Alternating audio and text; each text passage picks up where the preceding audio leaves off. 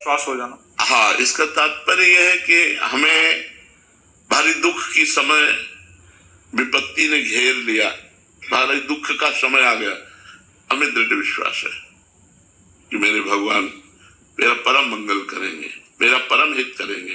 ये दुख नहीं है, ये विपत्ति नहीं, भगवान का किया हुआ विधान, इसमें परम मंगल होगा।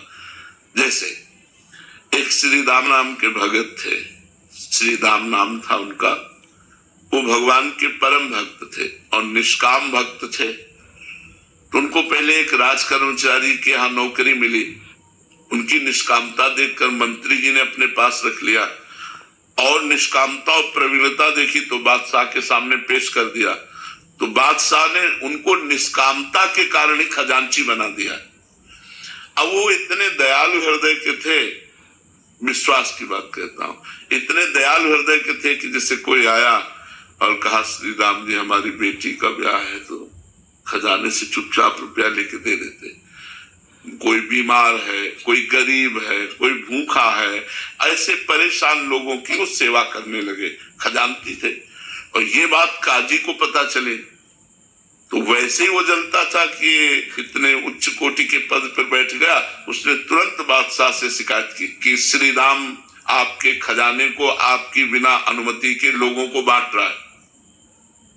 उनको बुलाया गया, तो अब झूठ तो बोलेंगे नहीं, तो उनका हुजूर हम किसी को दुखी नहीं देख सकते, इसलिए तो उनका अनुमति लेनी चाहिए। बात तो सही है, अनुमति लेनी चाहिए, तो आप अपराधी हो ना, अनुमति तो नहीं ली। तो उनका तो काजी से कहा तुम इसकी दंड विधान करो, तो उनका फांसी की सजा, वो तो जल ही रहा था, तुरंत फांसी की सजा। उनको विश्वास था भगवान परम मंगल भवन है, अमंगल होने ही नहीं दे सकते। अब बादशाह की तरफ से फांसी की सजा पास हो गई और उनको हथकड़ी बिल्लियों से जकड़ लिया गया और बद के स्थान के लिए ले जाने के लिए पहले उनको घुमाया गया बाजार से होते हुए कि अपराधी इन्होंने ये अपराध किया इसलिए इनको फांसी की सजा। इधर उनको ले गए, इधर जो है एक झोली टांगे हुए श्याम वर्ण का 14 वर्ष का बालक आकर खड़ा हुआ और कहा सलाम हुजूर। देखा तो देखते ही आश्चर्यचकित हो गए, इतना सुंदर रूप। बोले कौन हो? तो बोले मैं श्री राम का नौकर हूं। कैसे आए हो? बोले हिसाब चुकाने आया हूं, खजाने का तुम्हारा जो भी चला गया है। और ऐसे झोली पलटाई तो वो दिव्य हीरे कि एक हीरे की कीमत उसके खजाना पूरा नहीं, कहा सब रख लो और तुरंत मेरे मालिक को छोड़ दो।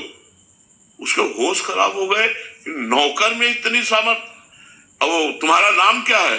उन्होंने कहा बिट्ठू। और इधर उनसे पूछा गया कि अब आखिरी तुम्हारी इच्छा क्या है? तो महाराष्ट्र में विट्ठल भगवान है, उनके वो सेवक थे, तो उनका एक बार केवल झांकी करवा दो।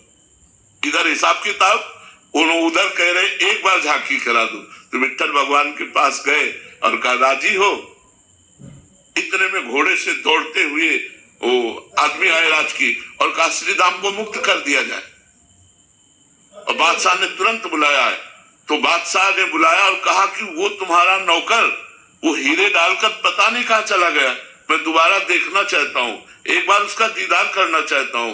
तुम इतने धनी थे, हमें क्या पता कि हम तुम्हारे गुलाम बन सकते हैं, ऐसे हीरे तुम्हारे पास है, तुम्हारा नौकर लेकर के आया, तुम पहले क्यों नहीं बताया? तो उनका हुजूर हम आपके ही नौकर हैं, हमारा कोई नौकर नहीं है, आप विश्वास मान। बोले कैसे विश्वास मान? वो कह के गया।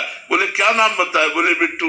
अरे बोले महाराज वो हमारे विट्ठल भगवान है, वो हमारे इष्ट है, वो इसलिए तो वो रो पड़ा। उसने कहा एक बार दीदार करा दो। बोले हमारी सामर्थ्य नहीं, वो स्वतंत्र है, अगर वो चाहे तो दर्शन दे सकते। मैं तो विश्वास कि जो मैं धर्म का कार्य कर रहा हूं, भले फांसी मिली है लेकिन भगवान मेरी रक्षा करेगा। तो भगवान ने रक्षा की कि नहीं? हमारी अंतिम स्थिति तक विश्वास नहीं टूटना चाहिए। एक सांसारिक गाने में भी है, ऐसी शक्ति हमें देना दाता मन का विश्वास। मन का विश्वास, हे भगवान मुझे ऐसी सामर्थ्य प्रदान कीजिए कि किसी भी परिस्थिति में मेरा विश्वास न टूटे, मेरा विश्वास पूरा। जैसे एक जमींदारी पहले चलती थी तो बड़ा अत्याचार करते थे गरीबों के ऊपर जमींदार लोग। तो एक गरीब केवट था, तो उसने कुछ रुपए अपनी बेटी के ब्याह के ले लिए थे।